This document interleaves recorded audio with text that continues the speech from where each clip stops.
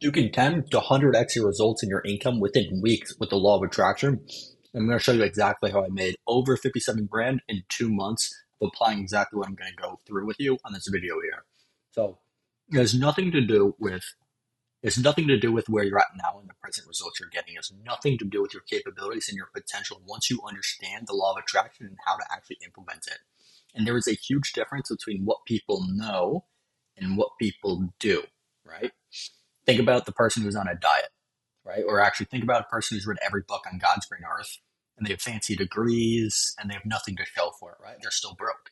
And on the flip side of things, there's people out there that are dyslexic and they basically zero formal education and they're multi-millionaires. They're super wealthy. Why is that? Well, it's because we have two parts in the mind. Okay. We have the conscious mind and we have the subconscious mind. And the conscious mind it's the part of the mind that knows things. And the subconscious mind is the part of the mind that dictates what we do with what we know. Most people aren't leveraging the subconscious mind to their benefit. Conscious mind is the thinking mind. And when you read a book or you watch a video, this is exactly where the information is stored. But the subconscious mind, again, that's what's in control of what we do with what we know. So back to the person on the diet. When someone's on a diet and they go eat a big slice of cake, they know they shouldn't eat the cake. They know it won't help them lose weight. They don't want the result it's going to bring them, but still they eat the cake. Why? It's because what we know and what we do are entirely different. Now take a look at this. This is the mind, and get familiar with this because it is directly responsible for every result you get in your life. So this is the conscious mind and this is the subconscious, and they are completely different. The conscious mind has the ability to accept or reject information. The subconscious mind has no ability to reject any information. It accepts anything you press upon it. So there's power flowing to the conscious mind, right? The thinking mind.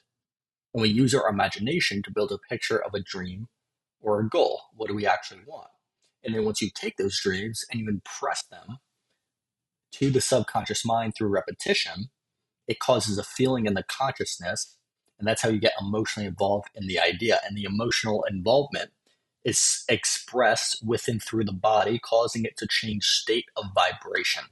And as the vibration changes, your actions change. And as your actions change, the universe has an equal and opposite reaction to your actions, which will change your conditions, circumstances, and environment, aka your results that you get in life. In essence, your outer world is a reflection or a mirror of your inner world. So if your circumstances aren't to your liking, take a look at your thoughts and change your thoughts. How do you change your thoughts? I'm going to teach you. But you shape your outer world. Your inner world shapes your outer world. So never let the outside world dictate your potential because you can change it in an instant.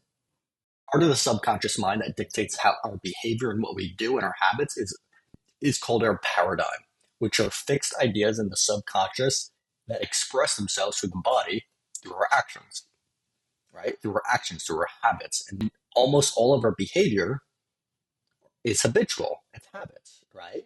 If you drink coffee in the morning, you put milk or you put creamer in it, and then you mix it up, you mix it together. Have you noticed that you mix the spoon in the same way every single time without thinking about it? Right? I mixed it the other way this morning on purpose, and it felt weird. It felt awkward, and I promise you, the coffee tasted worse. For some reason, I don't know. The coffee tasted worse than it normally does, right? But if you want to know the power of the subconscious mind and your paradigms, try writing with your offhand. Feel how awkward it is. And everything is based off of universal laws, right? Cavemen didn't have planes, not because it wasn't a possibility or they didn't have the potential to do it in their time. It's because they didn't understand universal laws enough to build planes, right? And one of the universal laws we're going to focus on is the law of vibration and the law of attraction. Now, the law of vibration is a primary law, and the law of attraction is a secondary law. So everything vibrates, like my hand. If you take a microscope and you zoom in on it close enough, you'll see the vibration of my hand, right? And vibration is frequency. But everything has a vibration, everything's frequency. This pen is vibrating, everything is vibration and frequency. And the law of attraction decrees that you can only attract what you're in harmonious vibration with. Right? Think of a radio. You turn on the radio, you hear music, you switch the station, you hear different music. What are you actually doing? You're changing the frequency. You change the frequency, you can hear different music, you're just tapping into different frequencies. And then you hear different music, but the music was playing before you even turned on the radio. You just couldn't hear it because you weren't on the correct frequency. So if you want more money, you have to be on the frequency of abundance.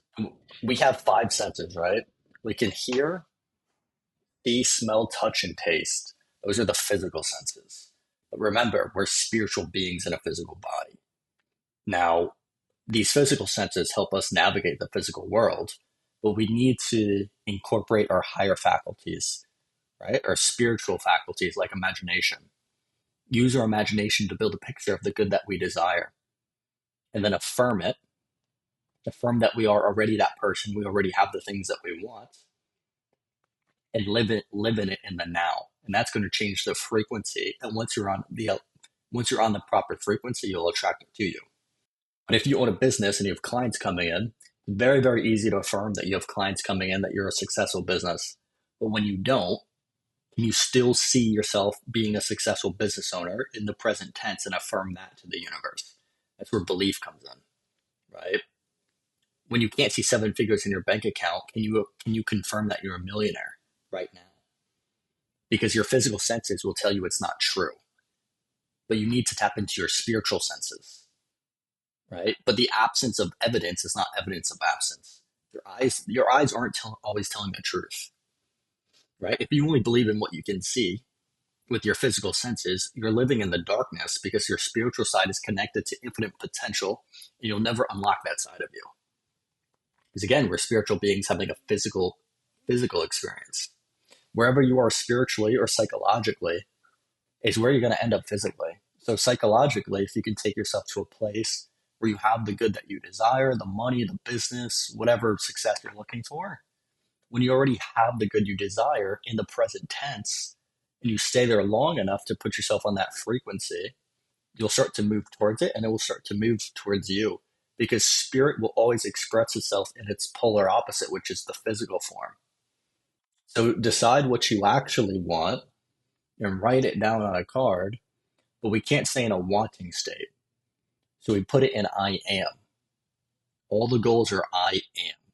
And through repetition, we change our beliefs and our paradigm, right? At first, when you put your goal in a card, you might not believe it, but through repetition, not only are you going to start believing it, but you're going to see it come true. And Dennis Waitley said, it's not who you are that holds you back, but it's who you think you're not. The only limits we have are the ones we self-impose on ourselves. And everything starts in the imagination. Understand that everything was built twice.